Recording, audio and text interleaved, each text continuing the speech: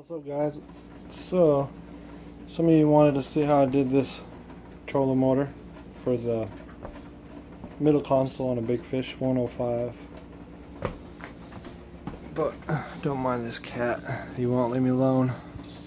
But here's a quick look of what it looks like. But so some of the main things I would say, what you got to do is, first off, you want to measure from here to here and make sure that the bottom of this is within that length of this right here, or it won't fit at all, because I know the bottom of the hole on the Big Fish, I want to say it's 12 inches or something like that. I think 12 inches. So this part has to be within 12 inches for the fact that it has to fit through that little square in the Big Fish. So this is the Minn Kota 30 pound, so it's totally fine, it'll work. But you'll get your trolling motor. Sorry, I already have all this apart, so it's kind of hard to explain how to step by step do it. But you'll have, oh my god, cat, go away. You'll have your trolling motor kind of set up like this, and your rod there. So what you want to do is you'll take the 4 bolts out. Alright, hold on. Alright, sorry I had to put the cat away. It was really distracting me. So what I was saying is, your trolling motor, this one's a 30 pound. Not sure really the shaft length.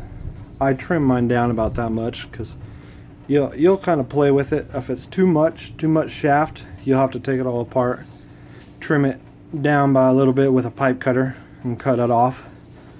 That's how I did it right here. I just trimmed it down with a pipe cutter because it's a little bit too long. But so you'll take your 4 bolts out right here, or your 4 screws. 1, 2, 3, 4. This head unit will pop off. What you're left with is this stuff on top right here. These pieces right here. You'll pull it once you extend your shaft. I don't know, some of them might be different on other trolling motors, but you'll have a screw here. This handle will pop off. Then you're left with these 2 pieces. Take that off, and if you look here closely,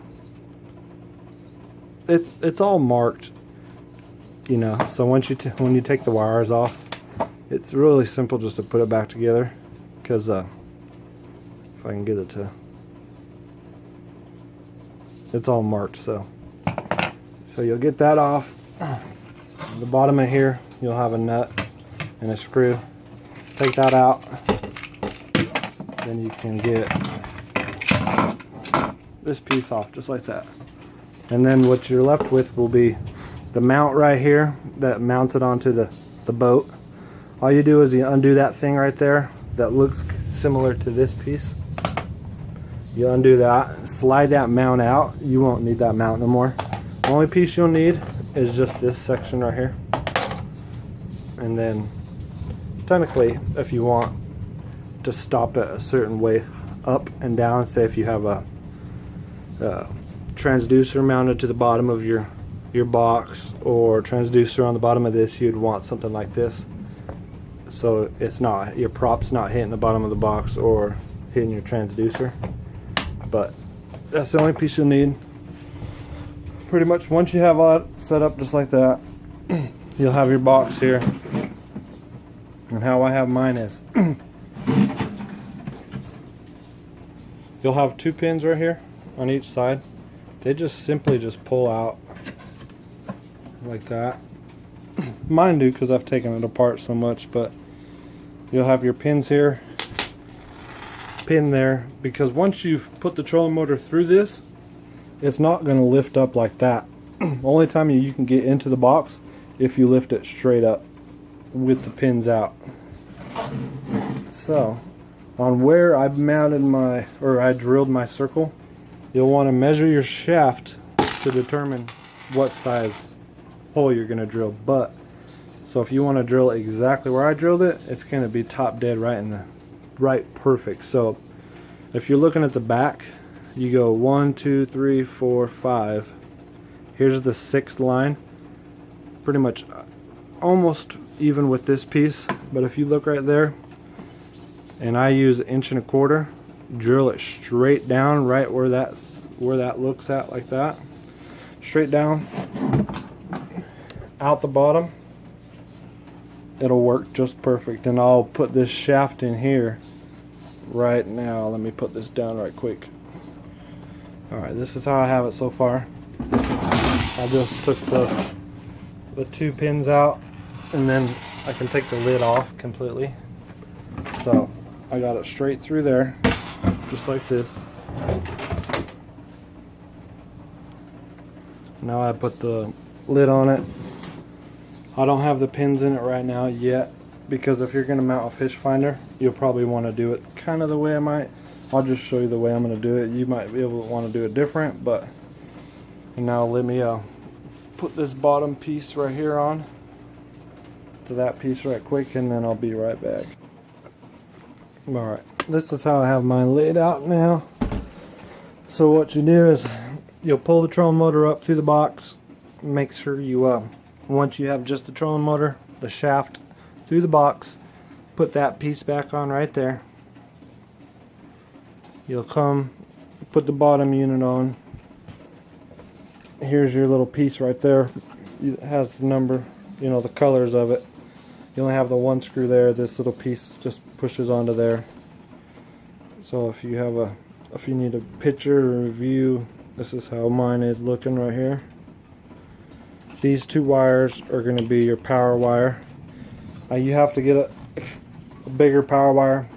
I have yet to get a matching one yet. I'm still waiting for it, but that's what it looks like so far, just like that.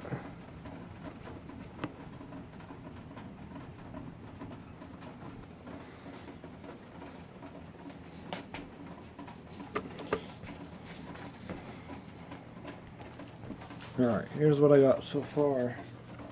Got the lid back on, everything's on. Only thing not on still is the pins. I just have this pin sitting there. But so now what I'm doing is mounting the fish finder transducer. I'll show you how I mount it onto this box here. But when you do your trolling motor, make sure your prop is facing with your handle, just like this. Because if you do it the other way, your handle's going to be backwards. Your boat's going to ride backwards. You'll want the, oh man, this cat. So, alright, here I'll get this transducer out and I'll show you how I'm going to mount that. Alright, this is the fish finder on the sonar pod. I use that back grommet right there. Feed just, you know, the back side, you know, because you have your plug for your fish finder. This is your power cord, of course, or that's your power cord. This is your transducer. That's why it's just always mounted to it. So I just feed all the extra wire into this little grommet, and then bring the other side to the transducer. And then here's where I mounted mine. See how it's still flush with the box? It'll still fit in the box itself, or in the big fish. But that's how I did that. And then I just used just some like little, I don't know what they call these right here, but to hold the wires on the 2 sides. And then I put my pins back in, and that's pretty much it. I hope this video was somewhat helpful for you guys. I'm not really good on tutorials, I guess, but this is pretty much, you know, and it fits in the back right here because of the kayak has little dimples kind of so you can put the wires down through the back. But that's how it looks right there.